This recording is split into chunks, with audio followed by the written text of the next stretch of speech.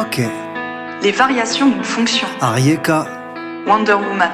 Petite chanson sur la notion des variations d'une fonction qu'on appelle f. Quand c'est qu'elle est croissante ou décroissante, et même si c'est plus rare quand c'est qu'elle est constante.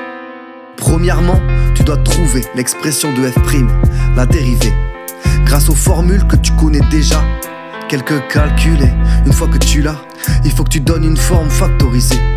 Eh ouais, c'est plus facile à utiliser. Vas-y, dis-leur pourquoi c'est plus facile.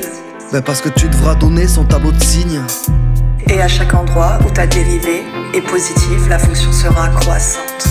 Et à chaque endroit où ta dérivée est négative, ta fonction sera décroissante. Si ta consigne c'est de trouver le tableau de variation d'une fonction, réflexe calcule sa dérivée, ne te pose pas trop de questions. Puis tu dresses son tableau de signes et enfin t'en déduis ses variations. Dérivée négative décroissante et la fonction, dérivée positive croissante et la fonction.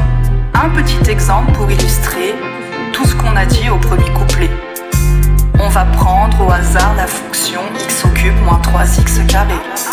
Toi tu veux trouver ces variations, alors réflexe dérive ta fonction. Tu trouves 3x au carré moins 6x en supposant que t'es bien fait, attention. Deuxième réflexe, tu dois factoriser, et ton facteur commun c'est x. Donc la forme factorisée, c'est x facteur de 3x moins 6. T'étudies le signe de x, négatif avant 0 et positif après, puis le signe de 3x moins 6, négatif avant 2 et positif après. Donc ta dérivée est négative entre 0 et 2, et elle est positive partout ailleurs.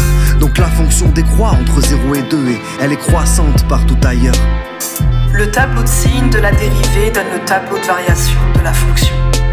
Pour qu'il soit bien complet, il faudrait rajouter les limites en l'infini, mais c'est une autre leçon.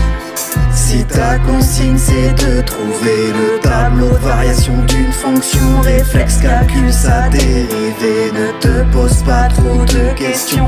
Puis tu dresses son tableau de signes et enfin t'en déduis ses variations. Dérivée négative décroissante et la fonction, dérivée positive croissante et la fonction.